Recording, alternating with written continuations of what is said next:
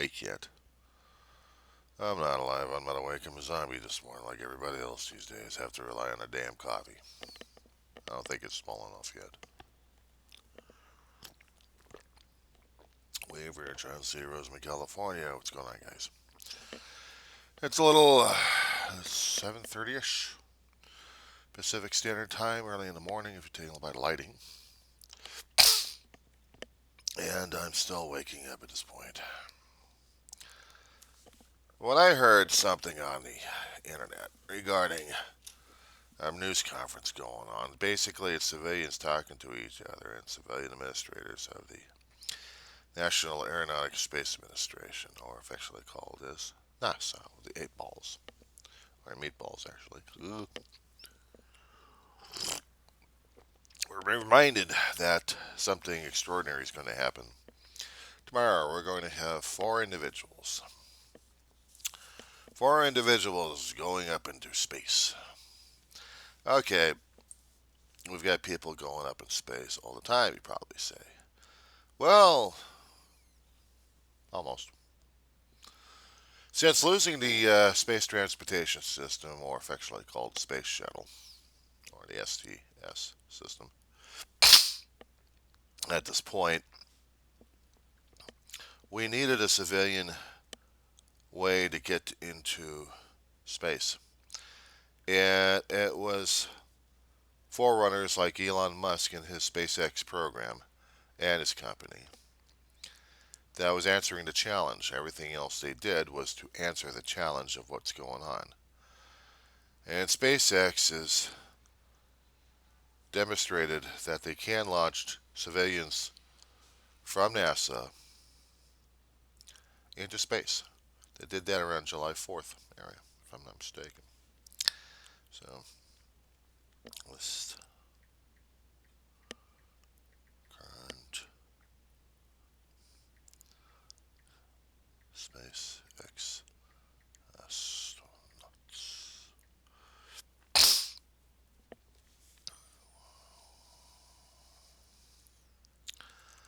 Okay, so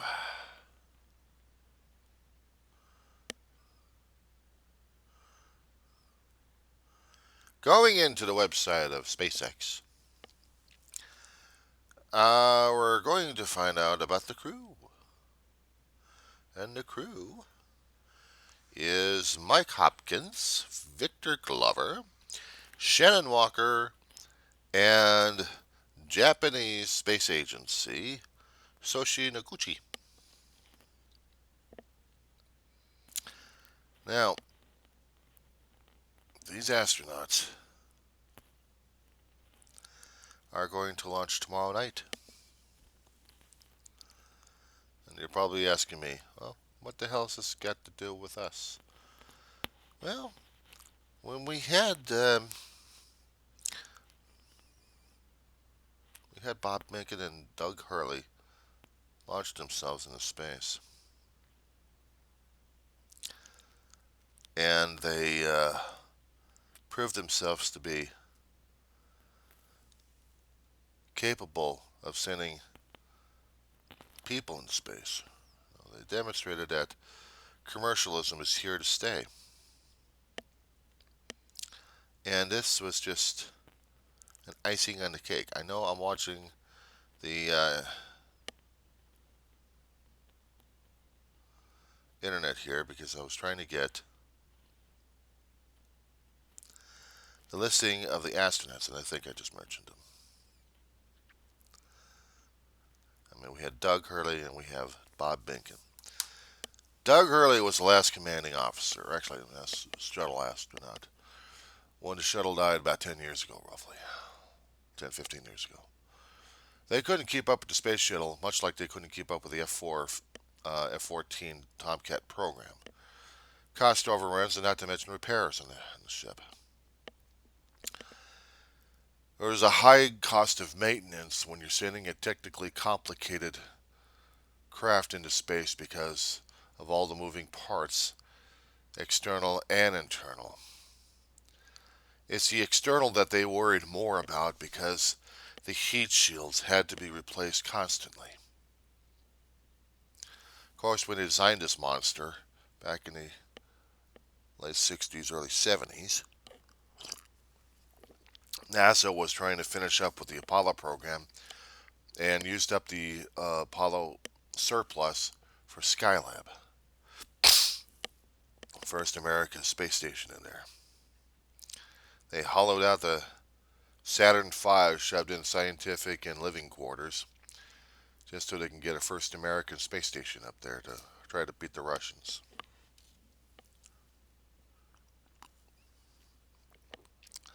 But they also kept one Apollo in reserve for historic handshaking between the collapsing Soviet Union and the United States government. And the one astronaut of the Mercury program who couldn't fly flew the only program that he could, Apollo-Soyuz. Deke Slayton. Raise my cup to him.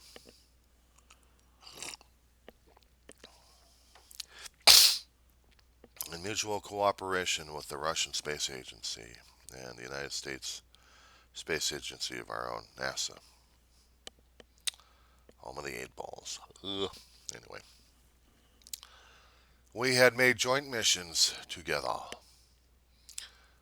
They had launched their own space station up there, Mir, and we connected with them. They launched up Salyut or Soyuz, one of those two, and we connected with that. The Russians helped us with several other countries built the International Space Station with a great deal of work done by the Space Transportation System, or the Space Shuttle. In its 30-year career, it's been launching satellites, space labs, and constructed the space station. Of which, now that the shuttle is no longer able to fly, since it's now museum pieces in scattered areas of the country, the remaining four of them. Now we turn to the commercial. We turn to Elon Musk and forerunners of his own ilk to get civilians up in space through commercial use. We've had people demonstrating different techniques on how to get commercialism up in space, including low Earth suborbital flights for 15 minutes, where Virgin Galactic was demonstrating feathering techniques of Spaceship 1, Spaceship 2,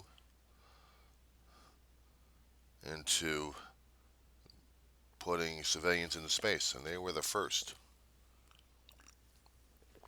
civilian test pilot in space.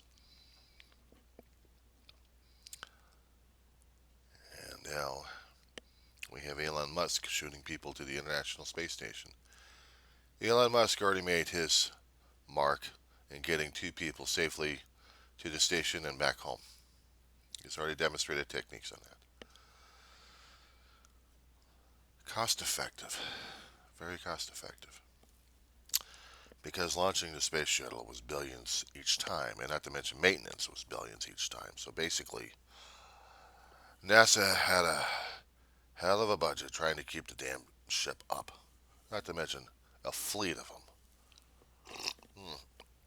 And while they were building their fleets left and right, and their shuttles, over in different areas of the country, not to mention Plant 42, out in the Antelope Valley, California.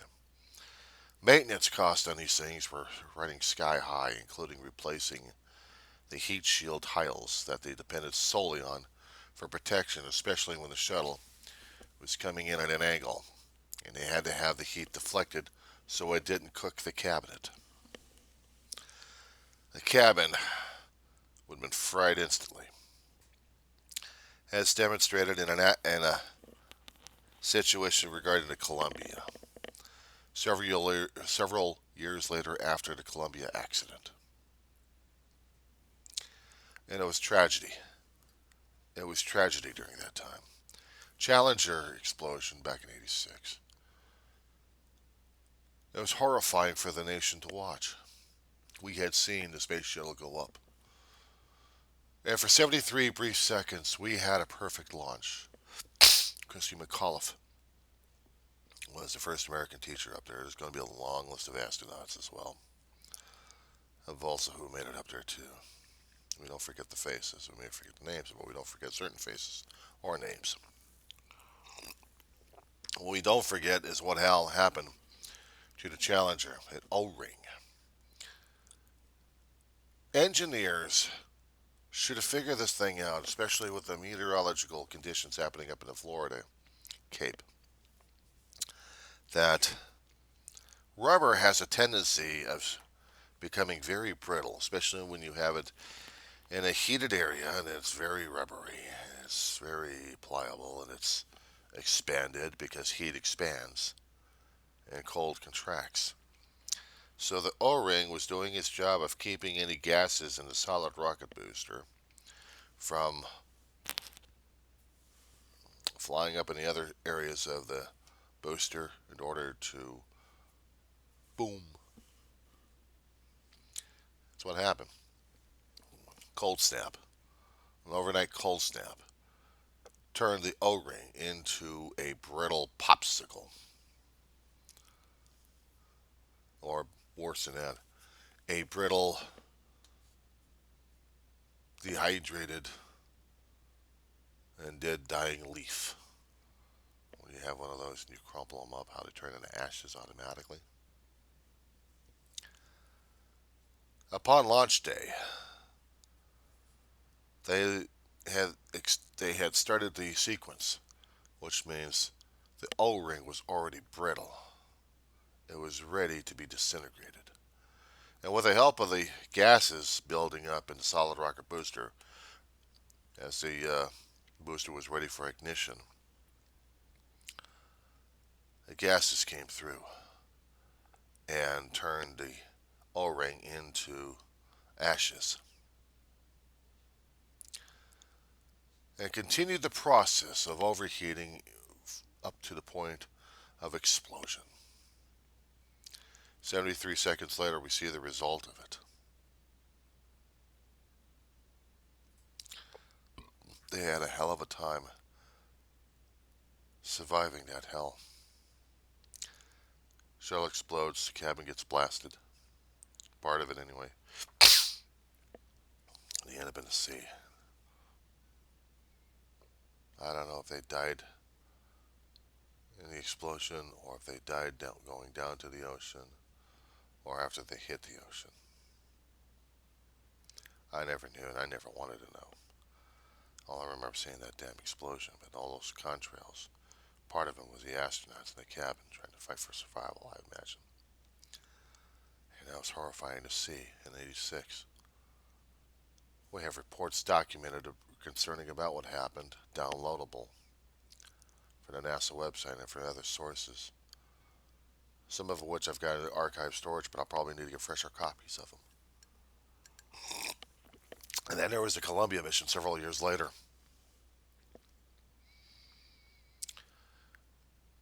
As I said before, the heat shields have to be checked out thoroughly. Any shield, any portion of the shield that has a crack in it gives chaos enough room to cause its own havoc. If the heat shields have a hole in it, it causes the zipper effect, especially when an item is going through the atmosphere. Tremendous velocity, tremendous speed. Because the Earth's gravity is pulling it downwards more and more. Heat friction is happening here. And without the shield, more and more gases from the heat go through, start ripping out the tiles. All the protection needed. In a few brief moments, Columbia turned itself into Lego pieces. And that was horrifying to watch over, what was it, New Mexico skies. They couldn't get Palmdale. They couldn't get Edwards Air Force Base. That would have been perfect, but they couldn't do that. They couldn't do Florida. So they had to do White Sands. And White Sands was recording Columbia's pieces all over the state.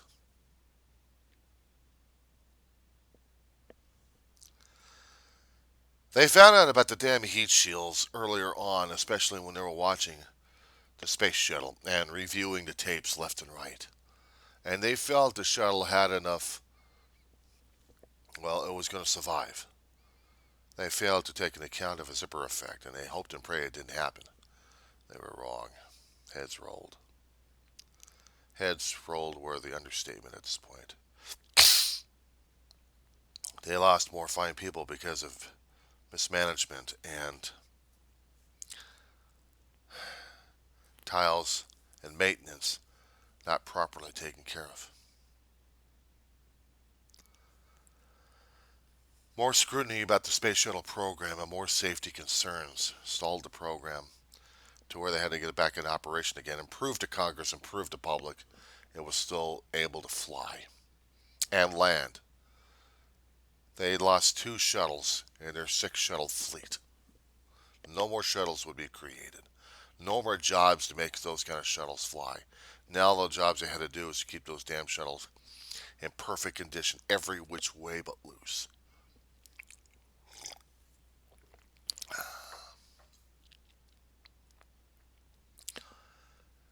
Every aerospace company that gets himself into space flights understand the risk now. Without the tragedy of Columbia, without the tragedy of Challenger, even without the major tragedy of the first 3 astronauts who died in the spacecraft, White, Grissom, Chaffee. They died in their oxygen pressure evaluation of the craft.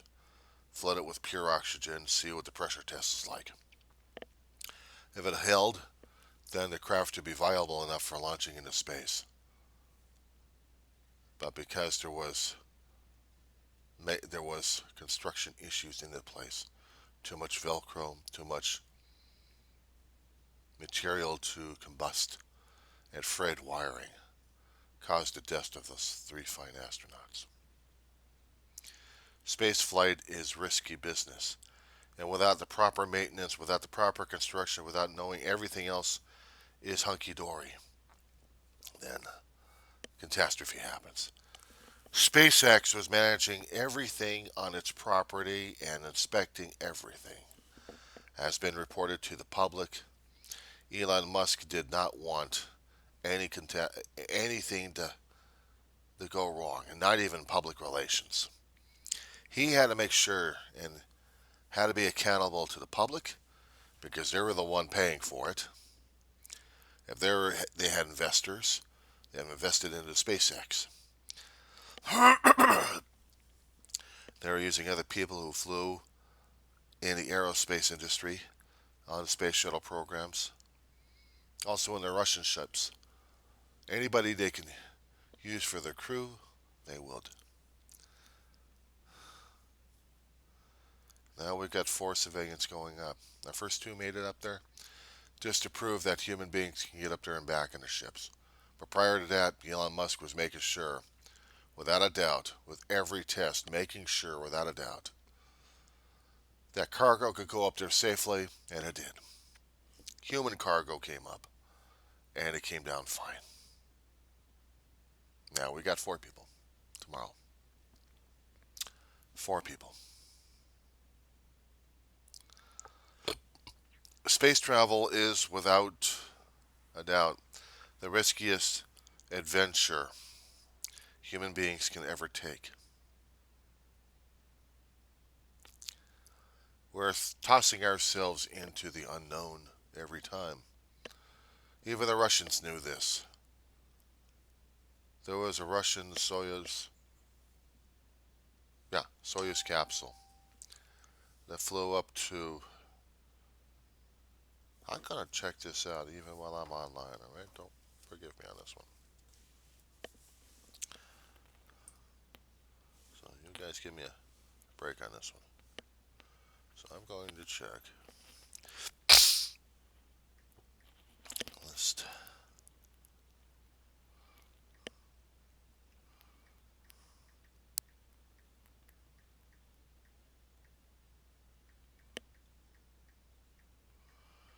Space stations.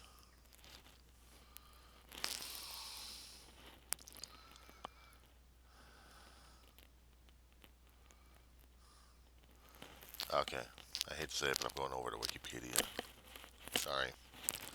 But I wanted to see what we had.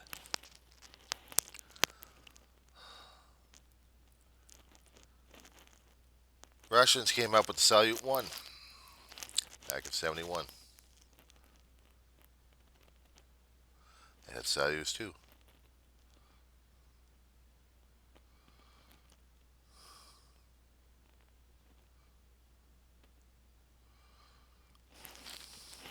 We had Skylab in 73.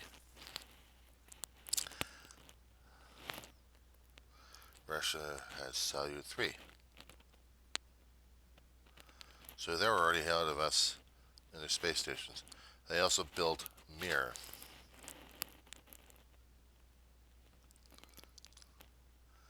Mir was up there for a long while, from 1986 to 2001. We were launching the Space Shuttle program in 1981.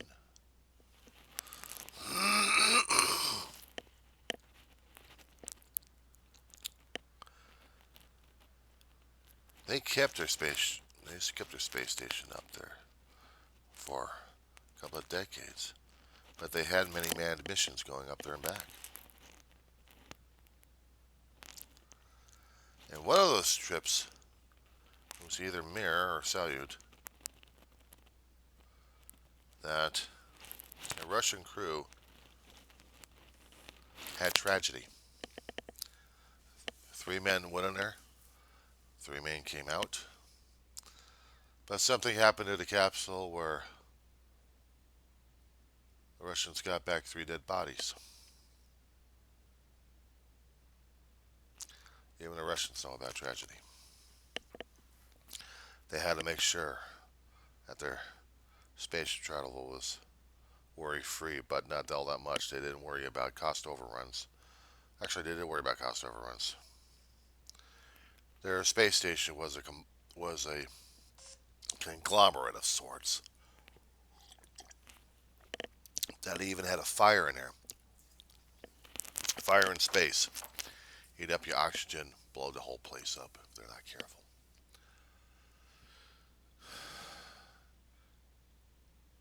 Staying in one particular compartment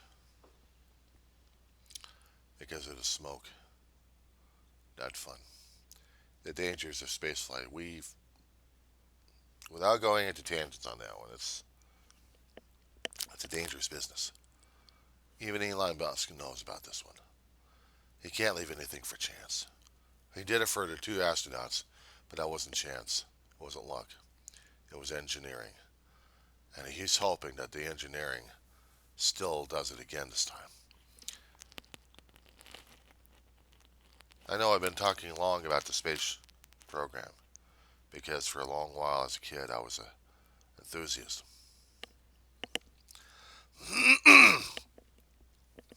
I grew up under Apollo. Gemini was ending, Apollo was beginning. As a young kid, I didn't even understand what the hell was going on. I'm watching these images. I'm watching images of Neil Armstrong and Buzz Aldrin walking on the moon, and I didn't realize what the hell was going on. I'm watching it on television in an apartment complex out in North Hollywood. My mother and I and Dave, my brother, watching it. It was the most incredible thing to see. And I have no clue what the hell was going on. Barely understood, barely talked. But I was a witness. 1969, July.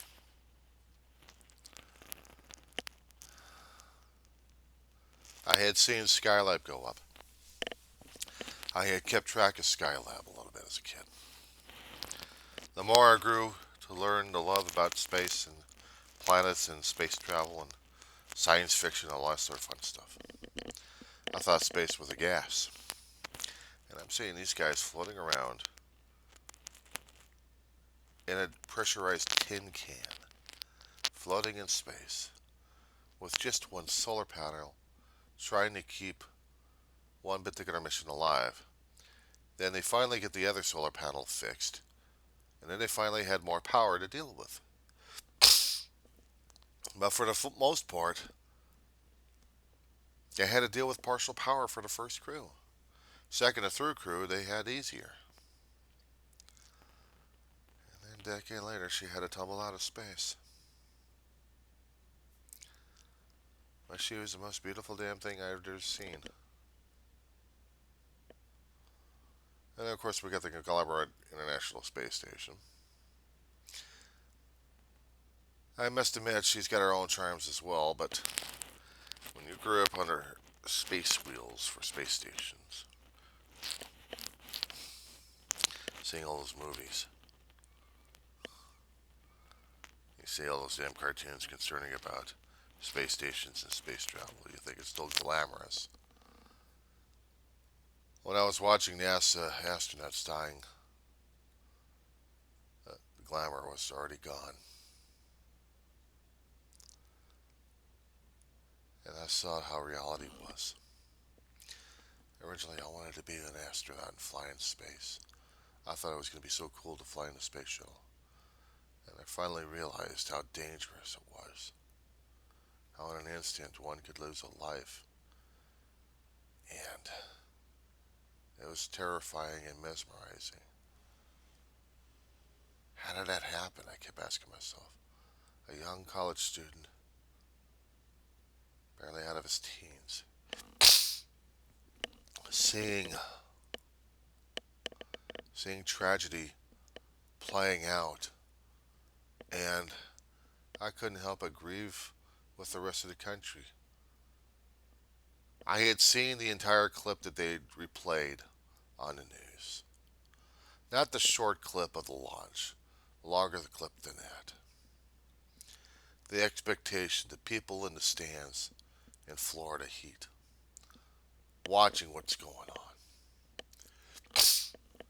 And nobody knew that a brief cold spill down to freezing levels, even for a few brief hours, could change everything.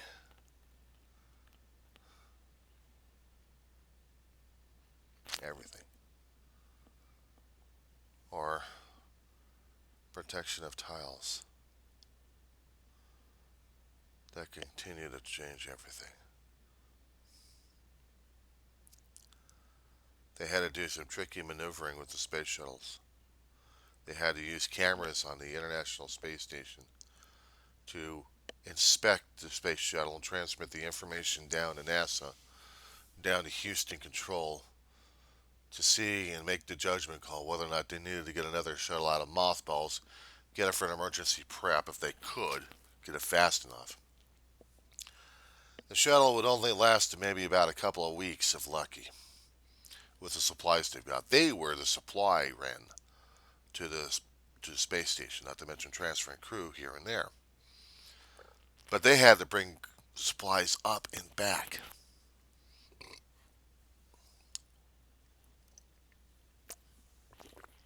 Certain things that were usable, they would keep, and other things. Why the hell they keep bringing back the trash back down to Earth? They could have just sent it out in deep space and let it have fun with it. Give people out there a chance to know what human trash was all about. But no. I was saddened here over a decade ago when the shuttle program died.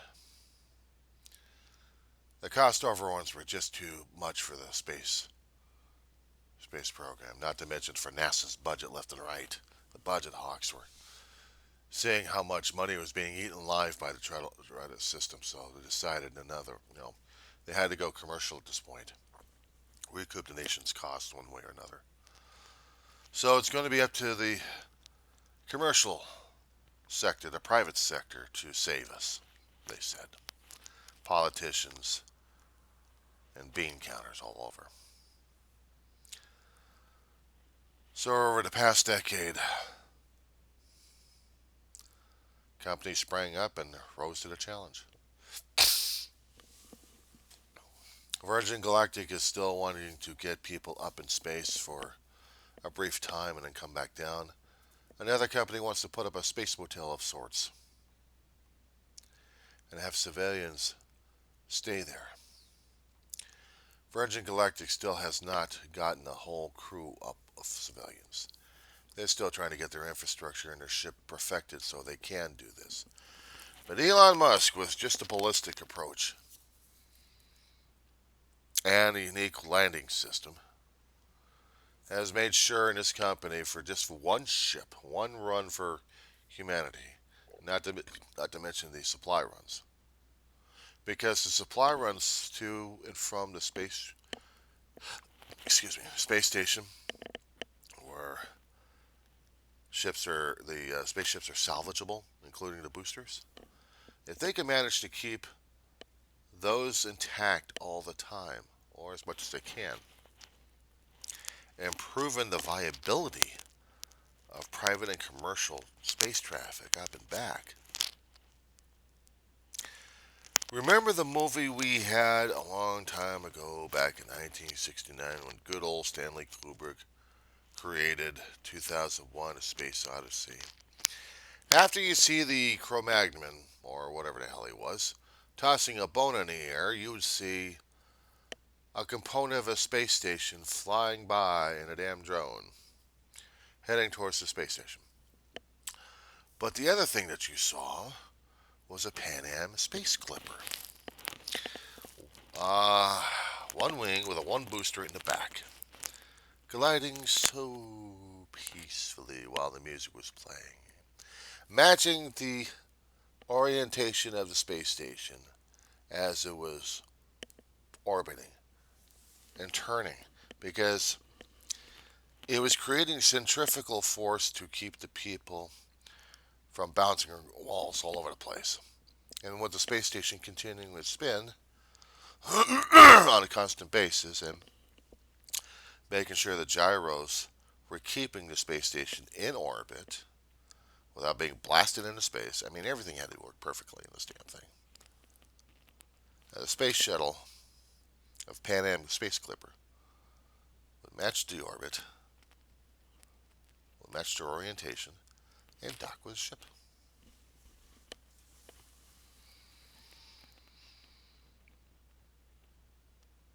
The only way they could do it. The only way they seem logical. Next thing you see is another round orb spinning its way towards the moon to land.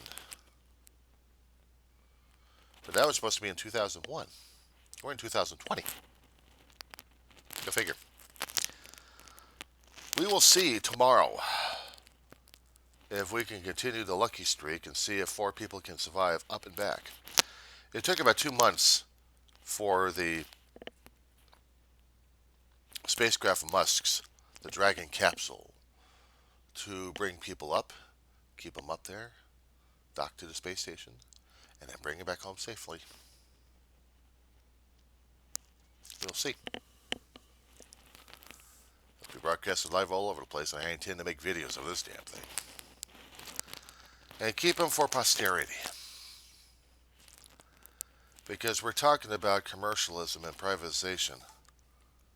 If the Russians continue to do it, they've got government-sponsored ships going up there. We can get civilians up there.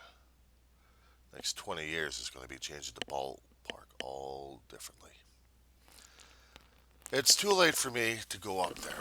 I'm too old and too fat and too many medical conditions. If I was a younger, stronger man, a hell of a lot more brilliance, maybe I would have found a way to weasel or find a way to get up there in space through the commercialism, but there's no way I can stand it. I had a dream of going to the moon, walking on the surface. I had a dream of going in space, but they're just dreams. Other dreams are more important than that. The future of mankind has always been in our hands. We're beginning more and more baby steps to challenge space more directly. Who knows what's going to happen in the next 20 or 30 years? Will we be able to get something on Mars, keep it viable? Will we be able to have a base on the moon? Unlike Space 1999, which would be a hoot with the Eagles and stuff. I like that stuff. Maybe it'll be a roughshod base. Start things off. But wherever it is,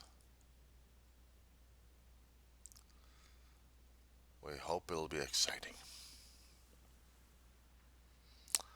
So much for my thoughts for today, for the day after the number 12th and the day number before the 14th. I'm not saying that number. Are you kidding me?